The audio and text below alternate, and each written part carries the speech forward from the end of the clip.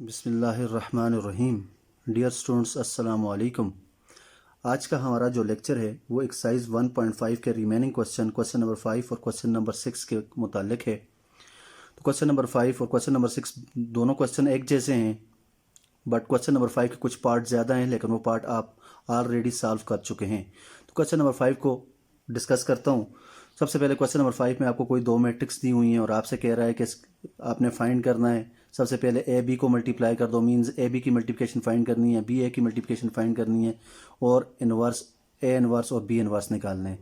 तो dear students, आप A B की मल्टीप्लिकेशन भी आप कर चुके हैं, बी ए को भी आप दो मैट्रिक्स को आप आपसे मल्टीप्लाई कर चुके हैं, चाहे वो ए बी हो या बी हो। आपने कौन सी चीज़ों को देखना है, किन रूल्स पे आपने काम करना है, तो आपको बखूबी पता है। इसी तरह थर्ड पार्ट है कि इनवर्स, तो इनवर्स लास्ट वीडियो लेक्चर में आपको क्लियर कर दिया गया था कि इनवर्स कैसे लिया जाता है या इनवर्स लेने के लिए कौन कौन से आपको रूल्स याद रखने हैं। तो इनवर्सेस भी आपको लेना बखूबी तरीके से आता है। मैं आखिरी पार्ट इसका जो बोर्ड के पॉइंट ऑफ व्यू से बहुत ज़्यादा इंपॉर्टेंट है, इंपॉर्टेंट तो ये सारे ही हैं, लेकिन ये जो आखिरी जो पार्ट है A B whole inverse equal to B inverse A inverse या B A whole inverse equal to A inverse B inverse, ये बोर्ड के पॉइंट ऑफ व्यू से बहुत ज़्यादा इंपॉर्टेंट है। ये ऑब्जेक्टिव में भी यूज़ करता है इस आइडेंटिटी को कि A B whole inverse equal to, तो अक्सर स्टूडेंट लिख देते हैं equal to A inverse B inverse, जो कि गलत है। अगर आपके पास ए बी होल इनवर्स हो तो आप लिख इक्वल होगा बी इनवर्स हो ए इनवर्स के, और अगर आपके पास बी ए होल इनवर्स हो तो आप इसको लिख सकते हैं ए इनवर्स बी इनवर्स के। हमेशा ये चीज़ें आपस में इक्वल होती हैं। अब आपके पास है, आपको कोई मैट्रिक्स दी हुई है, गिवन कोई मैट्रिक्स है आपके पास ए, तो ए के जो आपके पास रोज और कॉलम्स हैं, तो मैं रोज को काउंट कर लेता हूँ। रोज में जो एलिमेंट है वो है 2 0 और -3 और 1। इसी तरह बी की जो रोज में एलिमेंट है 1 और -1 एंड 3। और आपने ये शो करना है कि A B whole inverse equal होता है बी इनवर्स ए इनवर्स के। तो सबसे पहले स्टूडेंट्स हम ले लेते हैं left hand side. Left hand side आपके पास बनती है ए बी होल इनवर्स। अब ए बी होल इनवर्स तक जाने से पहले, या ए बी होल इनवर्स किस चीज़ के इक्वल है, तो मुझे तो आप सबसे पहले तो बेसिक रूल्स आपको पता होने चाहिए कि ए बी होल इनवर्स, जिस तरह मैंने कहा था A inverse equal to 1 by A का determinant into adjoint of A, इसी तरह ए बी अब जब मल्टीप्लाई होगी तो एक सिंगल मैट्रिक्स आपको मिलेगा। तो सिंगल मैट्रिक्स का आपने क्या करना है, सबसे पहले डिटर्मिनेंट लेना है और डिटर्मिनेंट के बाद आपने उस मैट्रिक्स का एडजॉइंट लेना है, और जो चीज़ आपके पास आएगी वो ए बी का इनवर्स कहलाएगी। तो फर्स्ट हम जो चीज़ फाइंड करने जा रहे हैं वो क्या होगा, ए बी का प्रोडक्ट होगा। वो चीज़ क्या है, ए बी का प्रोडक्ट है जी। तो सबसे पहले ए बी का प्रोडक्ट फाइंड कीजिए। A matrix B matrix A B equal to A की जगह पे ए मैट्रिक्स की वैल्यू लिख दें और बी की जगह बी मैट्रिक्स की वैल्यू लिख दें। दोनों को मल्टीप्लाई करें। मल्टीप्लिकेशन आपको बखूबी आती है। मल्टीप्लाई करते वक्त आप पहली मैट्रिक्स की रो को और दूसरी मैट्रिक्स के कॉलम को आपस में मल्टीप्लाई करते हैं। तो पहली मैट्रिक्स की रो है 2 और 0 और पहला कॉलम है 1 और -1, तो 2 को 1 से मल्टीप्लाई किया, 0 को -1 से मल्टीप्लाई किया। इसी तरह 2 को -1 से मल्टीप्लाई किया, दरमियान है प्लस का साइन, 0 को 3 से मल्टीप्लाई किया। अब पहली रो पहला कॉलम ख़त्म। जहाँ पे आप फर्स्ट रो फर्स्ट कॉलम की मल्टीप्लिकेशन ख़त्म करेंगे, बीच में गैप देंगे ताकि ये गैप देखने वाले को ये समझ आए कि यहाँ से फर्स्ट रो और फर्स्ट कॉलम का काम ख़त्म। अब नेक्स्ट रो फर्स्ट, अगर कॉलम नेक्स्ट हैं तो रो फर्स्ट ही होगी, कॉलम अगला। इसी तरह अगर तीसरा कॉलम होता तो रो फर्स्ट ही होती, मैं तीसरा कॉलम और इसी तरह गैप देके मैं लिखता जाता। इसी तरह चूंकि फर्स्ट रो और फर्स्ट कॉलम और सेकंड कॉलम दोनों मल्टीप्लाई हो चुके हैं, इसीलिए हम आते हैं सेकंड रो और फर्स्ट कॉलम पे। तो सेकंड रो की एंट्री है -3, तो -3 को 1 से मल्टीप्लाई करें। इसी तरह दरमियान है प्लस, तो अगली एंट्री है 1, तो 1 -1 से मल्टीप्लाई होगा। इसलिए फर्स्ट रो और फर्स्ट कॉलम का काम खत्म, बीच में गैप दें। अब सेकंड एंट्री तो -3 मल्टीप्लाई बाय सेकंड कॉलम तो -1। इसी तरह आपके पास अगली एंट्री है 1, तो +1 मल्टीप्लाई बाय 3। अब मल्टीप्लिकेशन आपको आती है 2 1s are 2 और 0 को किसी भी चीज़ से मल्टीप्लाई करो, आंसर 0 होता है। इसी तरह -2 और 0 को किसी भी चीज़ से मल्टीप्लाई करें 0।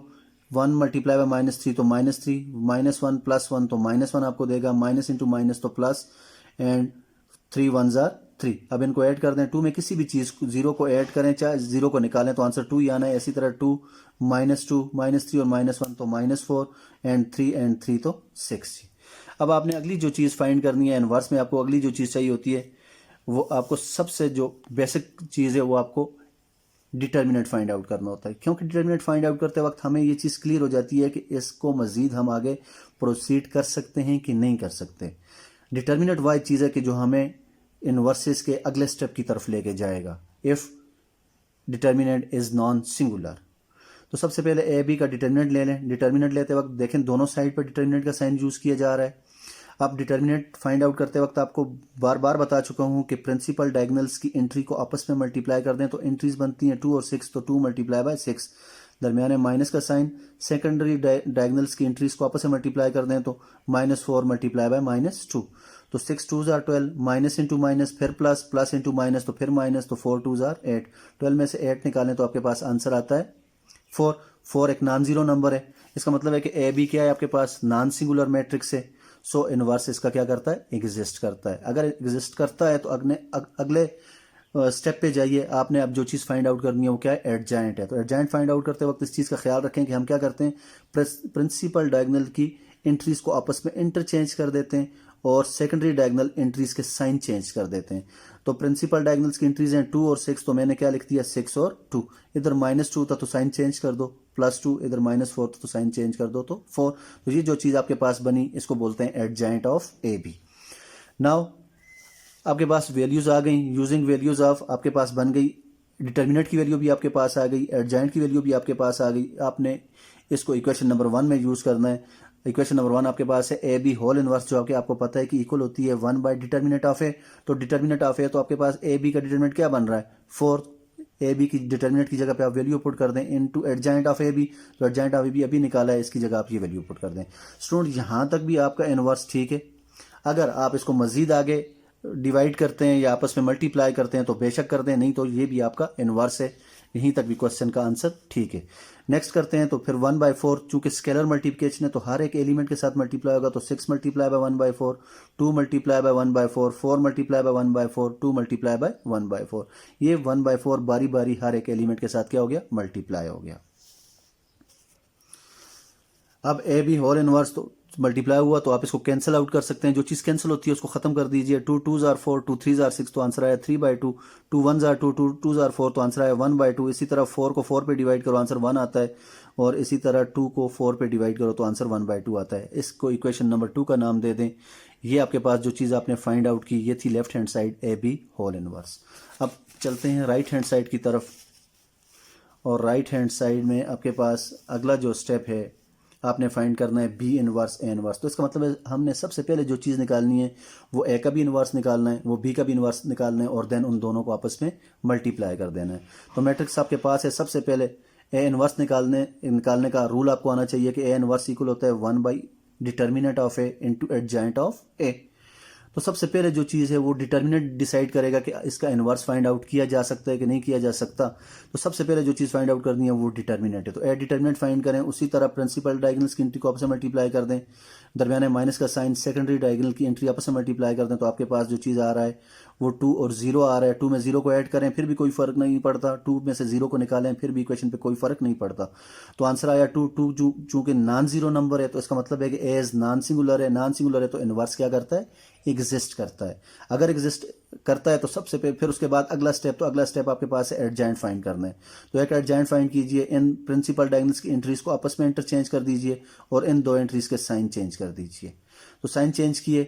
अब जो वैल्यू भी आपके पास डिटर्मिनेंट की आई, एडजाइंट की आई, उसको उठा के इक्वेशन नंबर, इधर मैंने इक्वेशन नंबर 3 का नाम दिया हुआ है, इस इक्वेशन नंबर 3 में ए इनवर्स की जगह पुट कर दें। तो अब ए इनवर्स इक्वल है 1 बाय ए का डिटर्मिनेंट, और डिटर्मिनेंट की जगह पे तो आपके पास क्या है 2 है। इसी तरह एडजाइंट ऑफ है तो एडजाइंट की जगह एडजाइंट की वैल्यू डाल दें, इसको कहते हैं इक्वेशन नंबर 4। मैं मल्टीप्लाई इसलिए नहीं कर रहा स्टूडेंट कि मुझे यहाँ पे जो चीज़ निकालनी है वो बी इनवर्स ए इनवर्स निकालना है। अगर मैं बी इनवर्स और ए इनवर्स इन वैल्यूज़ को अंदर मल्टीप्लाई कर देता हूँ तो मुझे एलसीएम का सहारा लेना पड़ेगा, जो कि अक्सर स्टूडेंट इस चीज़ में मार खा जाते हैं। इसलिए कोशिश करें कि अगर आपको मल्टीप्लिकेशन में कोई चीज़ डिवीजन में आती है और बाहर है वो, तो उसको बाहर ही रहने दें। एट द एंड जब आप दो चीज़ों को मल्टीप्लाई कर दें उसके बाद उसको मल्टीप्लाई कर दें। इसको अंदर मल्टीप्लाई करने से आपको नुकसान ये होगा कि आपके पास ये जो मैट्रिक्स बनेगी ये फ्रैक्शन की फॉर्म में बनेगी, फिर दूसरी मैट्रिक्स भी फ्रैक्शन की फॉर्म में आएगी। तो जब आप इनको मल्टीप्लाई करेंगे तो आप एलसीएम के बगैर इसको सॉल्व नहीं कर सकते, जो कि अक्सर स्टूडेंट्स को क्या होती है, मुश्किल पेश आती है। तो इसलिए मैं इसको 1/2 को बाहर ही छोड़ रहा हूँ, और ये भी आपके पास इनवर्स ही है, तो इसको मैं इक्वेशन नंबर 4 कह रहा हूँ। अब मैं अगली स्टेप पे जाता हूँ कि मुझे दूसरी जो चीज़ चाहिए वो बी का इनवर्स चाहिए। तो सबसे पहले बी की मैट्रिक्स, तो बी की मैट्रिक्स आपके पास बनती है 1 -1 -1 एंड 3। तो अब मैंने क्या किया, मुझे बी की इन्वर्स फाइंड आउट करते जाने से पहले मुझे सबसे पहले जो चीज़ चाहिए वो बी का डिटर्मिनेंट चाहिए। तो सबसे पहले मैंने बी का डिटर्मिनेंट उठाया। उसी तरह सबसे पहले बी की मैट्रिक्स उठाई, उसके बाद बी का डिटर्मिनेंट लिया। डिटर्मिनेंट लेना आपको आता है, तो इसका आंसर आया again 2। 2 is a non singular number, so B inverse आपके पास क्या करता है, एग्जिस्ट करता है। और बी इनवर्स एग्जिस्ट करता है तो उससे अगला स्टेप क्या, आपने दूसरी चीज़ क्या फाइंड करनी है, एडजॉइंट ऑफ बी फाइंड करनी है। तो एडजॉइंट ऑफ बी भी लेना आपको आ गया है कि आपने प्रिंसिपल डायगोनल्स की एंट्रीज को आपस में चेंज कर देना है और सेकेंडरी डायगोनल्स की एंट्रीज के साइन चेंज कर देने हैं। तो आपके पास अब जो वैल्यूज आई वो आपके पास आई, बी डिटर्मिनेंट की वैल्यू भी आ गई और एडजॉइंट ऑफ बी की वैल्यू भी आ गई।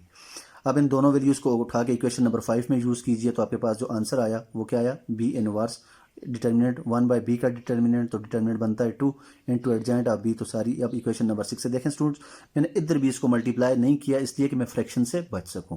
अब मेरे पास जितनी वैल्यूज भी आती हैं ए इनवर्स और बी इनवर्स की, वो उठा के आप इक्वेशन नंबर 1A जो कि हमने ये लिखी हुई है, जिसको मैंने इक्वेशन नंबर ए का नाम दिया हुआ है, उठा के इस इक्वेशन में बी इनवर्स और ए इनवर्स की जगह वैल्यूज पुट कर दें।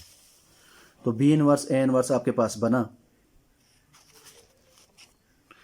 बी इनवर्स ए इनवर्स, तो बी इनवर्स की वैल्यू बनती है 1/2, तो बी इनवर्स की वैल्यू बनती है 3 1 1 एंड 1, तो मैंने बी इनवर्स की जगह बी इनवर्स की वैल्यू लिखी।